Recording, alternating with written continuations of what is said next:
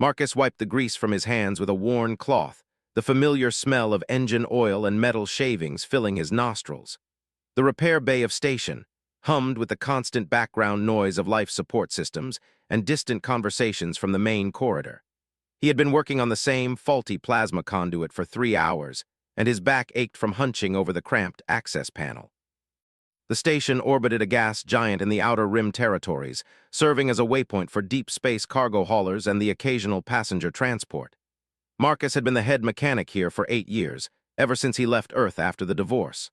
The work was steady, the pay decent, and most importantly, nobody asked too many questions about his past.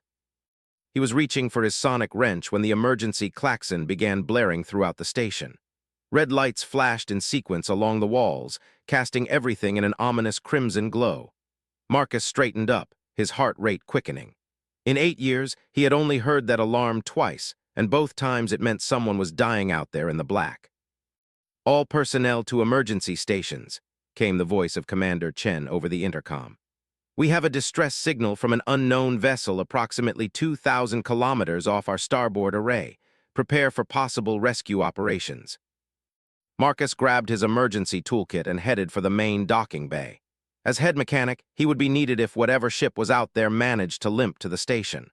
The corridors were filled with crew members moving with practiced efficiency, their faces grim but determined. Station might be a backwater posting, but they took their responsibilities seriously. The docking bay was a flurry of activity when Marcus arrived. Cargo containers had been hastily moved to clear space, and medical personnel were setting up triage areas. Through the massive viewport that dominated the far wall, he could see the distant speck of an approaching vessel, growing larger by the minute. "What do we know about the ship?" Marcus asked Lieutenant Torres, the station's communications officer. Torres shook her head, her brow furrowed with concern. "That's just it, Marcus. We don't know anything. The ship's design doesn't match any known human configuration and the distress signal. It's not using standard protocols. Our computers can't even identify the language if that's what it is." Marcus felt a chill run down his spine. In all his years working the outer rim, he had never encountered anything that couldn't be explained by human technology or known alien species. The galaxy was vast, but the spacefaring civilizations were well documented, their technologies familiar to anyone who worked with starships for a living. The approaching vessel became clearer as it drew nearer to the station. Marcus pressed his face against the viewport, trying to make sense of what he was seeing. The ship was unlike anything he had ever encountered. It appeared to be grown rather than built, with organic curves and surfaces that seemed to shift and flow like living tissue. The hull was a deep, iridescent white that caught and reflected the light from nearby stars in ways that shouldn't have been possible. "My God," whispered Dr. Sarah Kim, the station's chief medical officer, as she joined Marcus at the viewport. "It's beautiful." Beautiful wasn't the word Marcus would have chosen. The ship was certainly striking, but there was something unsettling about its organic appearance. It looked more like a massive creature swimming through space than a constructed vessel. As it drew closer, he could make out what might have been wounds along its flanks, dark tears in the white surface that leaked some kind of luminescent fluid into the vacuum. "Docking Bay 2, Commander Chen announced over the intercom. "The vessel is requesting permission to dock at Docking Bay 2. All non-essential personnel maintain distance." Marcus gathered his tools and headed for Docking Bay 2, along with a small team of technicians and medical personnel. The bay was smaller than the main docking facility, primarily used for cargo shuttles and emergency situations. As they waited, the massive doors slowly cycled open, revealing the star-filled darkness beyond. The alien ship approached with movements that seemed almost graceful, despite its obvious damage. It was smaller than Marcus had initially thought, perhaps the size of a medium cargo hauler, but its organic design made it difficult to judge proportions accurately. As it settled into the docking cradle with a series of mechanical clanks and hisses, Marcus noticed that the ship seemed to be breathing, its hull expanding and contracting in a slow, rhythmic pattern. The atmosphere readings showed that the ship's environment was compatible with human physiology, though the oxygen concentration was slightly higher than Earth normal. Commander Chen gave the all-clear, and the team approached the vessel cautiously. Up close, the ship was even more extraordinary. The hull wasn't metal at all, but some kind of bioorganic material that felt warm to the touch. Marcus ran his hand along the surface, marveling at the smooth, almost silk-like texture. It was definitely alive, or at least had been alive at some point. There, Dr. Kim pointed to what appeared to be an opening in the ship's side. It wasn't a traditional airlock, but rather a sphincter-like portal that dilated open as they approached. "I think that's our way in." Marcus felt his heart pounding as they stepped through the opening into the ship's interior. The walls glowed with a soft, bioluminescent light that pulsed in rhythm with the ship's breathing. The air was thick with an alien scent, not unpleasant but definitely foreign, like ozone mixed with something floral. The corridor curved gently ahead of them, and as they followed it, Marcus became aware of a sound echoing from deeper within the ship. It was a low, mournful wailing that seemed to vibrate through the living walls around them. Dr. Kim's medical scanner was picking up multiple life signs ahead, but the readings were unlike anything in her database. They found the source of the sound in what appeared to be the ship's main living space. Marcus stopped dead in his tracks, his mouth falling open in amazement and shock. There, in the center of the chamber, lay a creature unlike anything he had ever imagined. The being was roughly humanoid, but clearly not human. It stood nearly 3 meters tall, with an elongated, graceful form covered in scales that shifted between white and silver depending on the angle of the light. Most striking were the wing-like appendages that stretched from its back, translucent membranes shot through with delicate veins that pulsed with bioluminescent patterns. But the creature wasn't standing. It lay on its side, its body twisted in an unnatural position, those magnificent wings torn and bloody. One of its arms ended in a mangled stump, and there were deep wounds across its torso that leaked the same luminescent fluid Marcus had seen outside the ship. And beside the wounded creature, another being crouched in obvious distress. This second creature was smaller, more delicate, with scales that were pure white and wings that remained intact. It was the source of the wailing sound, a cry of such pure anguish that Marcus felt his heart clench in sympathy. The smaller creature looked up at the human rescue team with eyes that were large and luminous, filled with an intelligence that was unmistakably sentient. When it saw them, it let out a sound that needed no translation. It was a plea for help, a desperate cry from one intelligent being to another. Dr. Kim immediately knelt beside the wounded creature, her medical training overriding any fear or uncertainty she might have felt. "Marcus, I need your technical expertise. This isn't just a living being, it's somehow integrated with the ship's systems. I can't tell where the creature ends and the ship begins." Marcus approached slowly, his engineer's mind racing as he tried to process what he was seeing. The wounded being was indeed connected to the ship through what appeared to be organic conduits that ran from its spine into the floor. The ship wasn't just alive, it was a symbiotic organism, dependent on its pilot for navigation and life support. As Marcus knelt down to examine the biomechanical connections, the smaller creature moved closer to him. It reached out with one delicate, clawed hand and touched his arm. The contact sent a shock through Marcus's entire body, not painful but overwhelming. Suddenly, his mind was filled with images and emotions that weren't his own. He saw vast cities of crystal and light, populated by beings like these two creatures. He felt the joy of soaring through alien skis on powerful wings, the deep bond between mates that transcended mere physical attraction. And then came the darkness, ships of black metal descending from space, weapons that turned beautiful cities into smoking ruins, the desperate flight of survivors into the cold depths of space. The smaller creature's name was Arya, and the wounded being was her mate, Kale. They were the last of their kind from their particular world, fleeing the destruction of everything they had ever known. They had been traveling for months, searching for a safe place to land and heal, when their ship had been attacked by pirates who wanted to capture them for the illegal alien pet trade. Marcus understood all of this in an instant, the information flowing directly into his mind through some kind of telepathic connection. But more than the facts, he felt Arya's desperation and love for her dying mate. It was a pure emotion, untainted by the complexities and compromises that had characterized his own failed marriage. This was love in its most essential form, and it moved him in ways he hadn't expected. "Can you save him?" Arya's voice echoed in Marcus's mind, speaking in perfect English despite the fact that she had never encountered humans before. The telepathic link seemed to provide automatic translation, allowing for communication across species barriers. Marcus looked at Kale's wounds and the damaged biomechanical systems. His engineering experience told him that the situation was dire, but not necessarily hopeless. If he could repair the ship's damaged systems and somehow reconnect Kale to the vessel's life support matrix, there might be a chance. "I don't know," Marcus said aloud, knowing that Arya would understand him through their connection. "But I'm going to try. Dr. Kim, we need to stabilize his vital signs while I work on the ship's systems."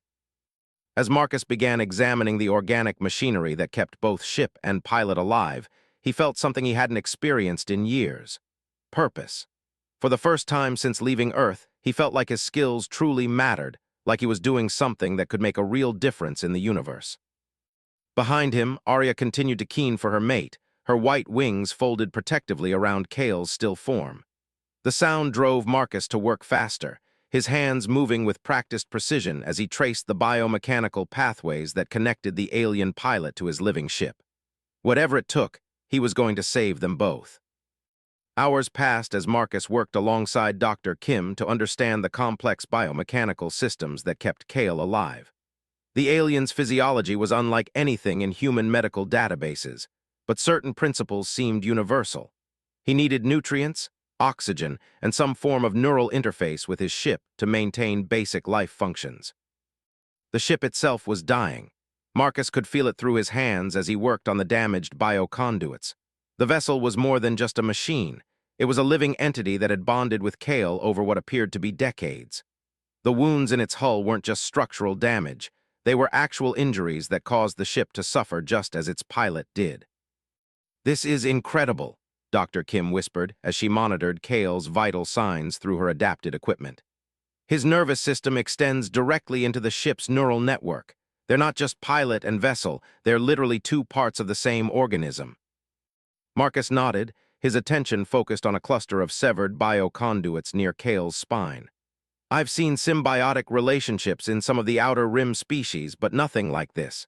The integration is complete." Arya remained beside her mate, occasionally touching Marcus's shoulder to share more images and information through their telepathic link. Through these contacts, Marcus learned about their species, the Valith, and their unique relationship with their bioships. Each Valith was paired with a ship organism during adolescence, and over time they grew together into a single hybrid entity capable of interstellar travel. The process was irreversible. If the ship died, the pilot would die with it. If the pilot died, the ship would slowly waste away until it too perished. It was a beautiful but tragic form of existence, one that made the Valith incredibly vulnerable to the kind of attacks they had suffered. As Marcus worked to repair the damaged connections, he began to understand the true scope of the catastrophe that had befallen Arya and Kale. The pirates who had attacked them weren't just after valuable cargo or ransom money. They were specifically hunting Valith for the illegal exotic pet trade, capturing them to sell to wealthy collectors who saw the winged beings as living artwork. The images Arya shared showed the horror of that trade. Valith separated from their ships and kept in cages, slowly dying as their bodies failed without their biomechanical partners. Others forced to perform for entertainment, their natural grace and beauty turned into a grotesque spectacle. The pirates who hunted them were human, Marcus realized with a sick feeling in his stomach. His own species was responsible for this atrocity. "I'm sorry," he whispered to Arya during one of their mental connections. "I'm sorry for what my people have done to yours." Arya's response surprised him. Instead of anger or resentment, he felt only sadness and understanding. "Not all humans are the same," her thoughts echoed in his mind. "Just as not all Valith are the same. You choose to help when you could choose to harm. That choice matters more than the species you were born into." Her forgiveness was almost harder to bear than anger would have been. Marcus threw himself into the repair work with renewed determination, using every trick and technique he had learned in 20 years of working with starship technology. The bioconduits were unlike any system he had ever encountered, but they followed certain logical principles.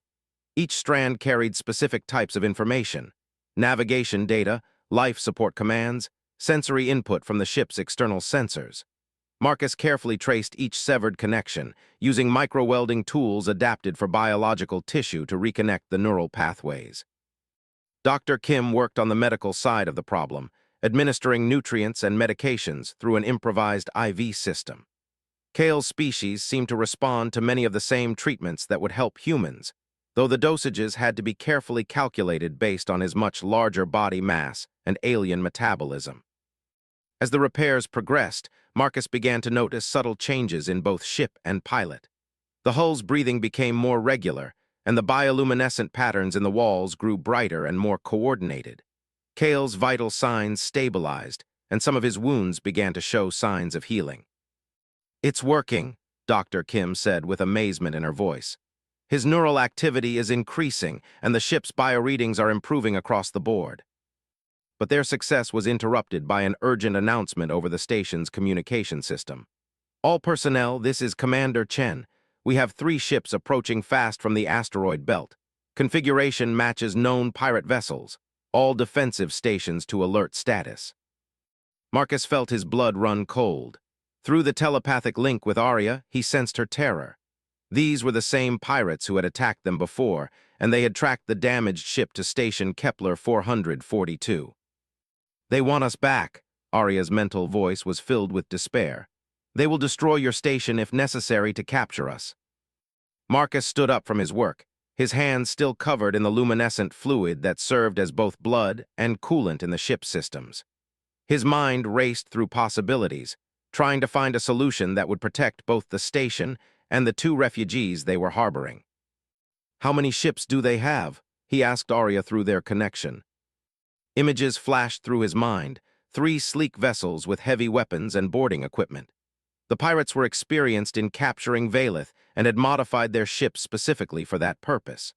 Their weapons were designed to disable rather than destroy, ensuring their valuable cargo remained intact. Commander Chen's voice came over the intercom again. "Attention unknown vessels, this is Station Kepler 442. You are approaching a civilian facility in violation of interstellar law. State your business or alter course immediately."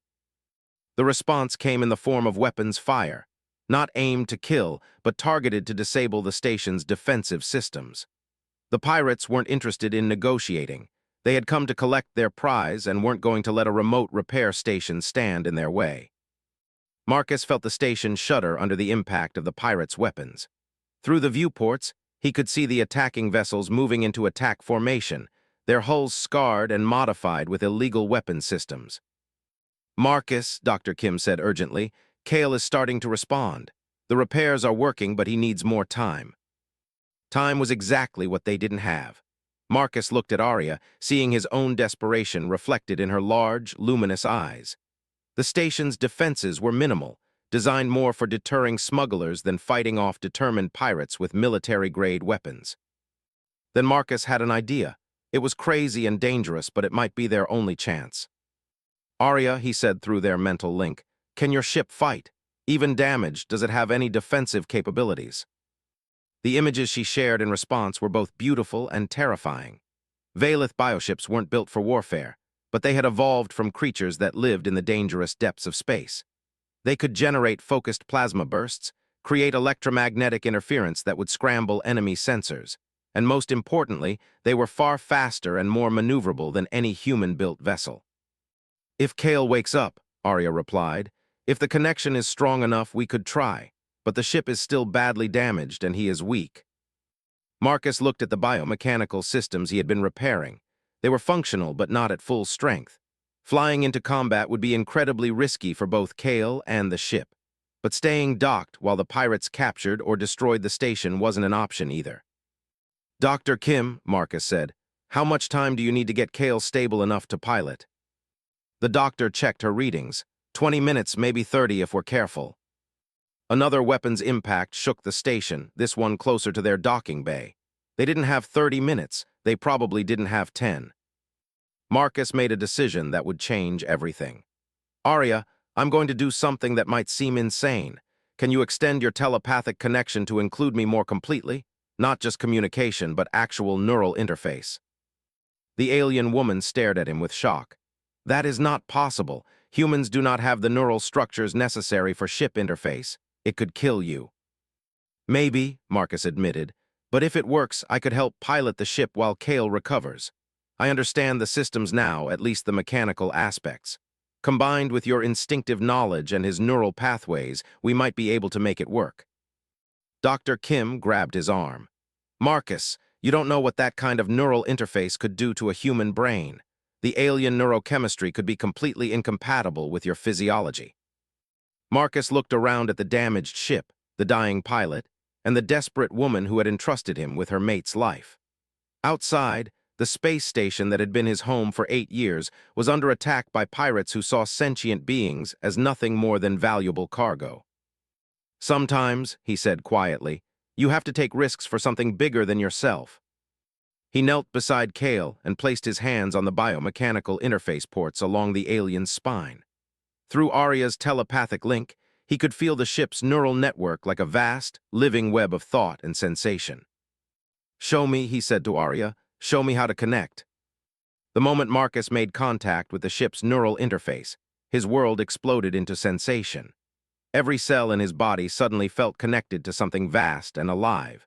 He could sense the ship's hull as if it were his own skin, feel the damage to its structure like physical wounds, and experience the slow, steady heartbeat of its biomechanical systems. But the connection was more than just sensory. Through the neural link, Marcus found himself sharing consciousness with both Arya and the slowly awakening Kale. Their thoughts flowed together in a stream of shared experience and emotion that was overwhelming in its intensity. Kale's mind was like an ocean of memory and knowledge, thousands of years of flight experience and deep understanding of how bioships functioned. Arya's consciousness was a bright flame of love and determination, her telepathic abilities serving as a bridge between human and Valith thought patterns. And Marcus brought his own contribution, a mechanical engineer's understanding of how systems worked and how to repair them when they broke. "This is impossible." Dr. Kim's voice seemed to come from very far away, though Marcus knew she was standing right beside him. "Human neural activity is off the charts. This should be killing him." But Marcus had never felt more alive. Through the ship's sensors, he could perceive the battle raging around Station Kepler 442 with perfect clarity. The 3 pirate vessels had taken up positions around the station, systematically disabling its defensive systems while avoiding critical life support infrastructure. They wanted the station intact so they could board it and search for their quarry. Through Kale's memories, Marcus understood the pirates' tactics. They were experienced Valith hunters, led by a human captain named Voss who had been capturing and selling alien sentients for over a decade. Their ships were equipped with neural dampening fields designed to prevent Valith from accessing their bioship's full capabilities, and they carried specialized weapons that could sever the neural connections between pilot and vessel. "Can you fly?" Arya's thoughts echoed through their shared consciousness, tinged with hope and fear. Marcus felt Kale stirring in the neural link, the alien pilot's consciousness slowly climbing back from the brink of death. But he was still weak, his connection to the ship damaged by the wounds he had suffered. Alone, he wouldn't be strong enough to pilot effectively in combat. Together, Kale's mental voice was faint but determined. "Human and Valith, mind and machine, perhaps together we can achieve what neither could alone." The ship's biomechanical systems responded to their combined will, neural pathways that had been dark for hours suddenly blazing with activity. Marcus felt the vessel's engines come online, a deep thrumming that seemed to resonate in his bones. Through the ship's sensory organs, he could perceive space around them with an acuity that no human technology could match. "Docking clamps released," Dr. Kim reported from outside their neural link. "The ship is powering up, but the bay doors aren't opening fast enough. The pirates will be on top of us before we can launch." Marcus accessed the ship's plasma generation systems through the neural interface, feeling the alien technology respond to his combined human engineering knowledge and Valith instincts. Instead of waiting for the docking bay doors to fully open, he directed a precisely controlled plasma burst that vaporized the remaining barriers, clearing their path to space. The bioship launched from Station Kepler 442 like a living arrow, its organic propulsion systems providing acceleration that would have been impossible with conventional technology. Through the neural link, Marcus felt Arya's exhilaration at being in flight again, combined with Kale's satisfaction at feeling his ship respond to his commands. But their celebration was short-lived. The 3 pirate vessels immediately changed course to intercept them, their movements coordinated with military precision. These weren't random criminals. They were a well-trained hunting pack with years of experience capturing exactly this type of prey. "Neural dampening field activating," Kale warned through their shared consciousness. They are trying to disrupt our connection to the ship.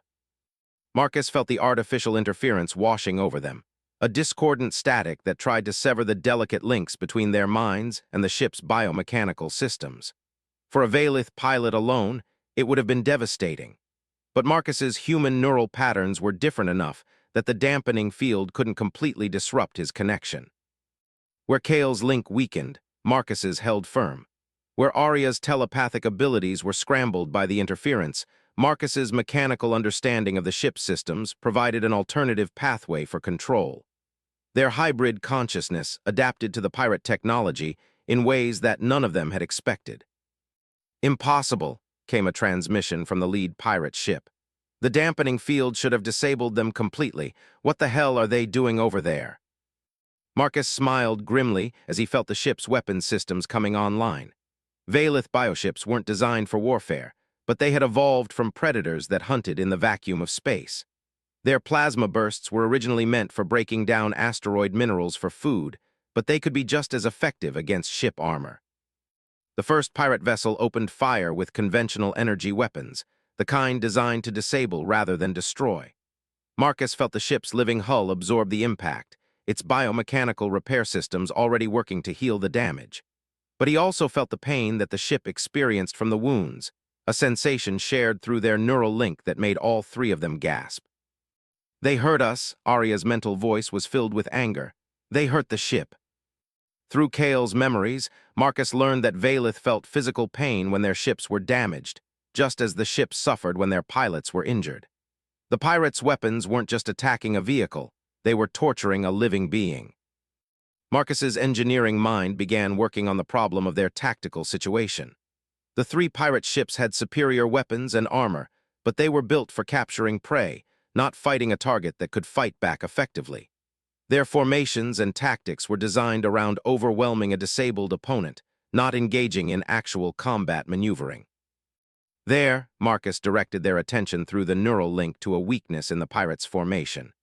The lead ship is using an old Terran cruiser hull, probably military surplus. If we can get close enough to overload their shields with a concentrated plasma burst, their own weapons will feed back into their power systems. Kale's consciousness provided the flight experience needed to execute such a maneuver, while Arya's telepathic abilities allowed them to coordinate their thoughts and actions with perfect synchronization. Marcus contributed the technical knowledge needed to target the specific vulnerabilities in human-built starship design. Their bioship accelerated toward the lead pirate vessel with impossible grace, its organic propulsion systems providing thrust vectors that conventional engines couldn't match. The pirates fired everything they had, their weapons lighting up space with deadly energy, but the living ship moved like a creature swimming through three-dimensional water, avoiding most of the incoming fire. The few shots that connected were absorbed by the ship's adaptive bioarmor, which redistributed the energy impact across its entire structure instead of allowing it to penetrate critical systems. Marcus felt every hit like a punch to the stomach, but he also felt the ship's satisfaction as its natural defenses proved effective against human technology. "They're too fast," came another transmission from the pirates. "The neural dampening isn't working, and their maneuverability is off the charts. How is one damaged bioship outflying three of our vessels?" Marcus guided their ship into attack position, feeling the plasma generation organs charging with energy that made the hull glow with bioluminescent patterns.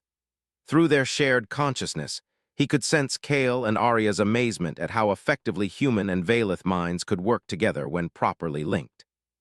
Now, Marcus thought, and their combined will directed a precisely focused plasma burst directly into the lead pirate ship's shield generator. The effect was exactly what Marcus had predicted. The pirates' own weapons created a feedback loop that overloaded their power systems, causing cascading failures throughout their ship. Emergency lights flashed as their vessel went dark, drifting powerless in the vacuum. But their victory was short-lived. The other two pirate ships had regrouped and were approaching from different angles, their tactics adapted to account for their prey's unexpected capabilities. "We cannot fight them all," Kale's mental voice was strained with exhaustion. "The ship is still damaged, and maintaining this level of neural interface is draining our strength." Marcus felt the alien pilot's weakness through their connection. The biomechanical repairs he had made were holding, but Kale's body was still recovering from massive trauma. Flying and fighting simultaneously was pushing him beyond his limits. Through the ship's sensors, Marcus could see the two remaining pirate vessels moving into a pincer formation that would make escape impossible. Their weapons were charging, and this time they wouldn't bother trying to capture their prey alive. That's when Marcus noticed something else on their sensors. Station was powering up its emergency beacon, sending a distress signal that would reach the nearest patrol ships in about 6 hours. Too late to help with the current situation, but it gave him an idea.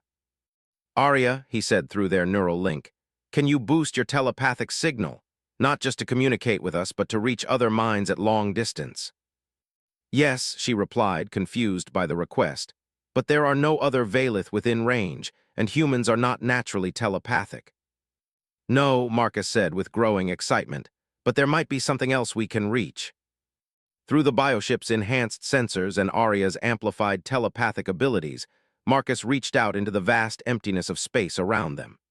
He wasn't looking for other sentient minds, but for something far more ancient and mysterious that he had only heard about in whispered conversations among deep space mechanics. The void whales.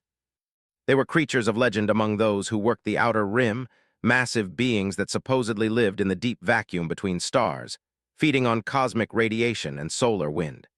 Most people dismissed them as spacer tailies, stories told during long shifts to pass the time. But Marcus had seen too many impossible things in the last few hours to dismiss any possibility. "What are you looking for?" Arya asked through their neural connection, her telepathic abilities extending outward at his direction.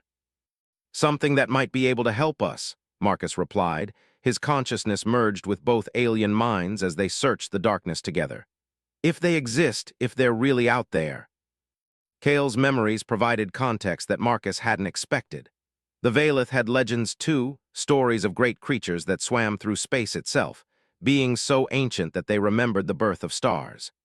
In Valith mythology, these creatures were called the first travelers, and they were said to be guardians of all life that dared to venture into the cosmic deep.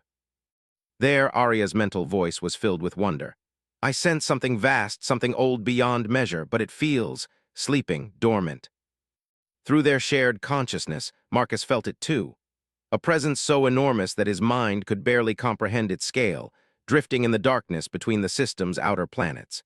It was alive, unquestionably alive, but its thoughts moved at a pace measured in geological time rather than heartbeats. The two remaining pirate ships were closing in, their weapons charging for what would likely be the final assault. Marcus felt Kale's strength fatting as the injured pilots struggled to maintain their connection to the bioship systems. They had maybe minutes before their combined consciousness would collapse from exhaustion. "Help us," Marcus projected through Arya's amplified telepathy, directing the plea toward the massive presence he could sense in the distance. "Help us protect the innocent from those who would enslave them." For a moment, nothing happened.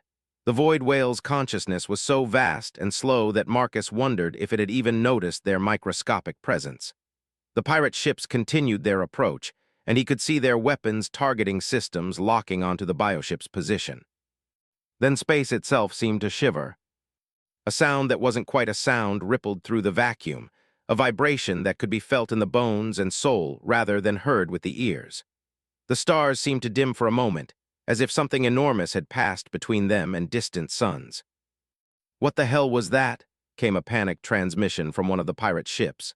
"Sensors are going crazy. We're reading something massive approaching from the outer system."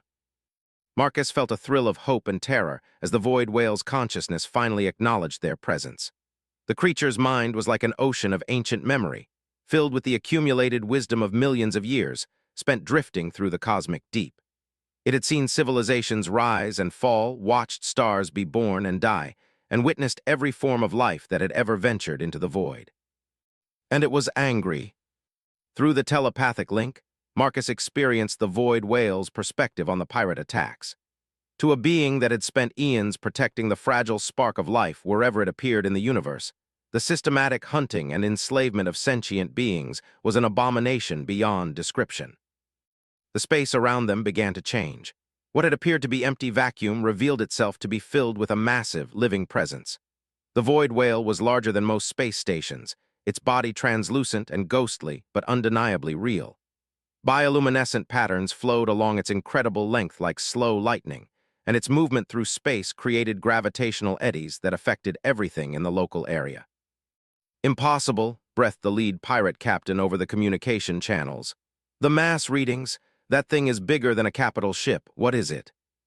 The void whale's response was swift and final. With a movement that seemed almost casual, the massive creature generated a localized gravitational field that caught the two pirate ships and held them motionless. Their engines strained uselessly against forces that operated on a cosmic scale, like insects trapped in amber. But the ancient being's intervention came with a cost.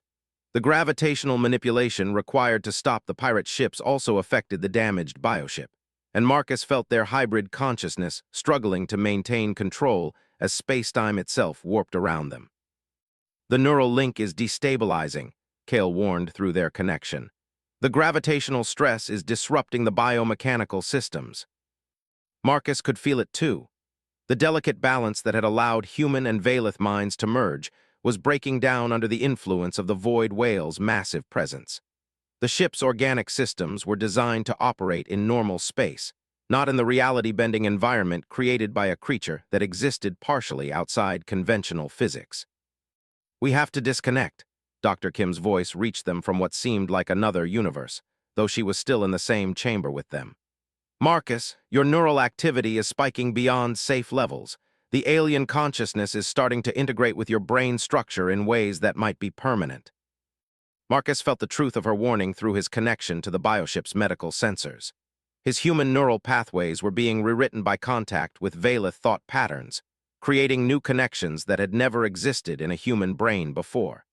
If the process continued much longer, he might lose his individual identity entirely, becoming something that was neither fully human nor fully Valeth. But he could also feel how much Kale needed the support to maintain basic life functions.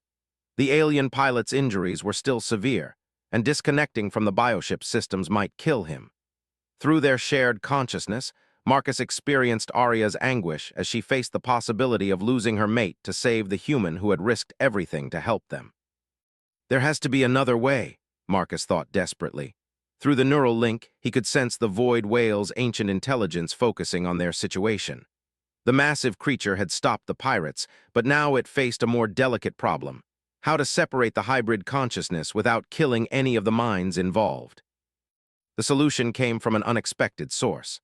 The bioship itself, damaged but still alive, began to adapt its neural interface systems. Drawing on genetic memories that went back millions of years, the living vessel started to create new types of connections that could maintain the link between human and Valeth minds without requiring full neural integration. Marcus felt the ship's organic technology literally growing new structures inside his nervous system, biomechanical interfaces that would allow him to connect with Valeth consciousness while preserving his essential humanity. The process was incredibly complex and delicate, requiring precise coordination between ship, pilot, and passenger. "This is unprecedented," Dr. Kim reported, her medical scanners tracking the changes occurring in Marcus's brain. "The alien biotechnology is creating entirely new neural structures, but they're integrated with his existing neurons in ways that preserve function. It's like the ship is performing neurosurgery at the cellular level." The procedure took what felt like hours but was probably only minutes. When it was complete, Marcus found himself still connected to Kale and Arya's consciousness, but now as a distinct individual rather than a merged entity. He could share thoughts and sensations with them when desired, but his human identity remained intact and separate. "How do you feel?" Arya asked, her mental voice now carrying a different quality than before. She was still telepathically linked to him, but the connection was more like talking through an advanced communication system rather than sharing the same mind. "Different," Marcus replied honestly, "but still myself." Through their new connection, he could sense Kale's relief and growing strength. The bioship's adaptive modifications had not only solved the problem of their neural integration, but had also improved the alien pilot's connection to his vessel. The wounds that had nearly killed him were healing rapidly, and his biomechanical systems were functioning better than they had before the pirate attack. The void whale's massive presence began to withdraw, its ancient consciousness satisfied that the immediate crisis had been resolved. As it departed, Marcus caught a brief glimpse of its thoughts: approval for their courage, satisfaction at seeing three different forms of life working together in harmony, and a warning about the darkness that was spreading through the galaxy. The pirates would survive, trapped in their disabled ships until rescue arrived, but they would carry with them a story that would spread throughout the criminal underworld. A story about ancient guardians that still watched over the deep spaces, and about what happened to those who hunted the innocent. The neural modifications appear to be stable, Dr. Kim reported as she monitored Marcus's vital signs. Whatever that ship did to your brain, it seems to have been precisely calibrated for human physiology. You're showing enhanced neural connectivity, but no signs of rejection or deterioration. Marcus looked at Arya and Kale, seeing them now with both his normal vision and through the bioship's enhanced sensors. They were no longer just refugees fleeing destruction. They were his partners in something unprecedented. The neural link they shared was permanent, creating a bond between human and Valeth that had never existed before. "What happens now?" he asked, though part of him already knew the answer. Arya's response came with images of the wider galaxy, of other worlds where her people had taken refuge, and of the growing threat posed by those who saw sentient beings as property to be bought and sold. "Now," she said, "we fight back." 6 months after the encounter at Station Kepler 442, Marcus stood on the observation deck of the newly commissioned vessel, Unity, watching as another group of rescued Valeth received their first bioship partners. The ceremony was beautiful to witness, even through his normal human vision, but through the enhanced neural link he now shared with Arya and Kale, the experience was transcendent. The Unity was unlike any ship in the known galaxy, a hybrid of human engineering and Valeth biotechnology that had become possible only through the neural interface technologies they had developed together. Part mechanical construct, part living organism, it served as both rescue vessel and mobile sanctuary for the growing alliance between humans and Valeth refugees. "Another successful mission," Arya observed through their shared mental connection as she joined him at the viewport. Her white scales had taken on a subtle golden tinge over the months, a sign of contentment that Marcus had learned to recognize through their neural bond. The mission had been their most ambitious yet, a raid on a slave processing facility in the outer colonies where over 50 Valeth had been held captive. Working with a team of volunteer human crew members and liberated Valeth pilots, they had disabled the facility's defenses and evacuated every prisoner before the authorities even knew they were there. "The neural dampening technology is becoming less effective against us," Kale noted from his position at the bioship's living control interface. His injuries had healed completely, leaving him stronger than ever, and his bond with both the ship and his human partners had evolved into something unprecedented in Valeth history. Marcus nodded, accessing the Unity's sensor networks through his enhanced neural pathways. The slave traders were adapting their tactics, but they couldn't keep up with the rapid evolution of human-Valeth cooperation. Each rescue mission taught them new ways to combine mechanical precision with organic adaptability, creating solutions that neither species could have achieved alone. The transformation hadn't been limited to just the three of them. Word of their success had spread throughout both human and Valeth communities, inspiring others to join their cause. Dr. Kim had become the leading expert in cross-species medical treatment, developing techniques that allowed humans to safely interface with Valeth biotechnology. Commander Chen had left Station Kepler 442 to become the Unity's human captain, bringing with him a core group of experienced spacers who shared their commitment to protecting the innocent. More importantly, their example had sparked similar partnerships throughout the galaxy. Human engineers were working with Valeth biotechnicians to develop new types of hybrid vessels. Former slaves of both species were training together to become rescue teams. The underground network of safe houses and hidden bases was growing every month, creating a shadow infrastructure dedicated to fighting the slave trade. But their greatest achievement was something more fundamental than any single rescue or technological breakthrough. Through their neural link, Marcus had gained access to the collective memory and knowledge of the Valeth species, while Arya and Kale had developed an understanding of human innovation and adaptability that enhanced their own natural abilities. The barriers between the species were breaking down, replaced by genuine partnership based on mutual respect and shared purpose. Incoming transmission, announced Lieutenant Torres, who had also transferred from Station Kepler 442 to join their crew. It's from the Terran Colonial Authority. Admiral Harrison wants to speak with you personally, Marcus. Marcus felt Arya and Kale's concern through their neural connection. The Terran authorities had been watching their activities with growing interest, and not all of that attention was friendly.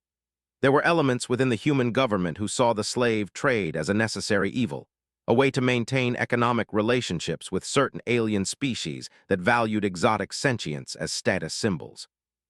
But there were also those who recognized that humanity's future lay in cooperation rather than exploitation. Admiral Harrison had been one of the voices calling for official action against the slave traders, and his request for direct communication might signal a significant change in policy. Put him through, Marcus decided, knowing that Arya and Kale would be able to monitor the conversation through their neural link and provide insight into any deception or hidden meanings. Admiral Harrison's image appeared on the Unity's main view screen, his weathered face showing the strain of someone dealing with political pressures from multiple directions. "Mr. Chen," he said formally, "or should I say Captain Chen, your activities have been causing quite a stir in certain circles." "I'm just a mechanic who found himself in an unusual situation, Admiral," Marcus replied carefully. "Any military rank would be inappropriate." Harrison's expression softened slightly. "A mechanic who has somehow managed to create the most effective anti-slavery operation in the galaxy, using technologies that our best scientists insist should be impossible. The hybrid neural interface, the biomechanical ship designs, the tactical coordination between human and alien crews. You've accomplished things that challenge our fundamental assumptions about what it means to be human." Through the neural link, Marcus felt Arya's telepathic probe of the Admiral's surface thoughts. The human military commander was genuinely impressed by their achievements, but he was also under pressure from superiors who wanted to either control or eliminate their operation. "What I've accomplished," Marcus said, "is learning that the universe is much larger and stranger than any of us imagined, and that survival in that universe requires cooperation rather than exploitation." "Indeed," Harrison agreed. "Which brings me to the reason for this communication. The Colonial Authority is prepared to offer official recognition and support for your rescue operations, along with substantial funding and access to military resources." Marcus felt his partner's suspicion through their shared consciousness. Government support always came with strings attached, and those strings might compromise their ability to operate effectively. "What would be the terms of such support?" Marcus asked. "Oversight and accountability," Harrison replied. "Your techniques would need to be shared with our research divisions. Your personnel would need to accept Colonial Authority command structure, and your operations would need to be coordinated with overall strategic objectives rather than conducted independently." The neural link carried Kale's memories of what had happened to other Valith who had trusted human governments. Integration programs that had become subtle forms of imprisonment. Research initiatives that had been fronts for weapons development.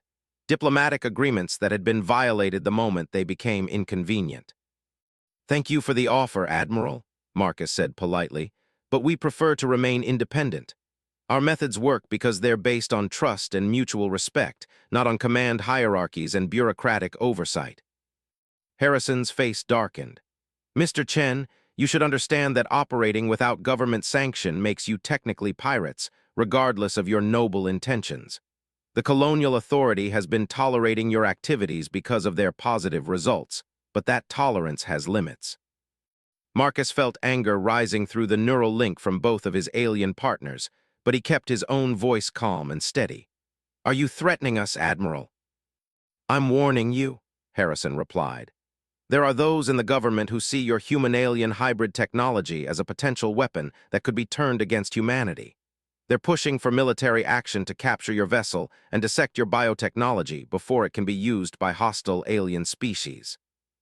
The threat was real, Marcus realized through Arya's telepathic reading of the Admiral's emotions.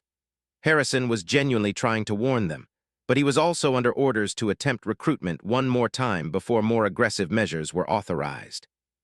"I understand your position, Admiral," Marcus said, "but I hope you understand ours as well. We've seen what happens when sentient beings are treated as property rather than people. We can't be part of any system that perpetuates that kind of exploitation, even indirectly. Harrison sighed, the sound carrying years of frustration and compromise. Then God help you, Mr. Chen, because when the order comes down to bring you in, I won't be able to stop it. The transmission ended, leaving the Unity's crew in thoughtful silence. Through the neural link, Marcus shared his partner's assessment of the situation. The human government's patience was running out, and they would soon have to choose between submission and open conflict with their own species. "What do we do?" asked Dr. Kim, who had been monitoring the conversation from the medical bay. Marcus looked out at the stars, feeling the vast presence of the void whales that he now knew were always watching from the deep spaces between worlds. Humanity had reached a crossroads in its development as a spacefaring species.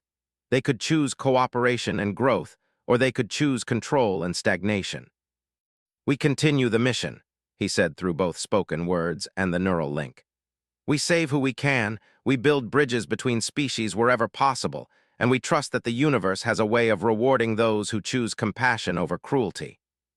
Through the ship's biomechanical sensors, enhanced by his neural modifications, Marcus could detect the approach of another distress signal from the edge of the system.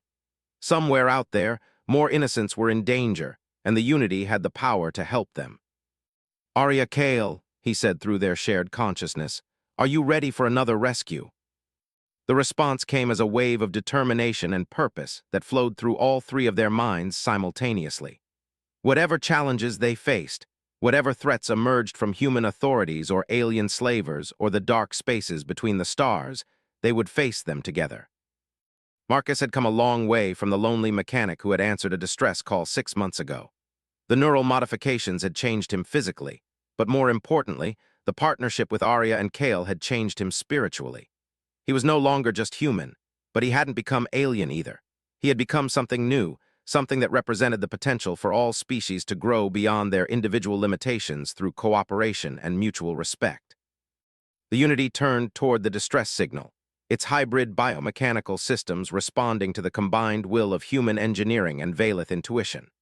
Behind them, the void whales watched from their eternal patrol through the deep spaces, ancient guardians satisfied that the younger species were finally learning the lessons that would determine their survival in the cosmic deep.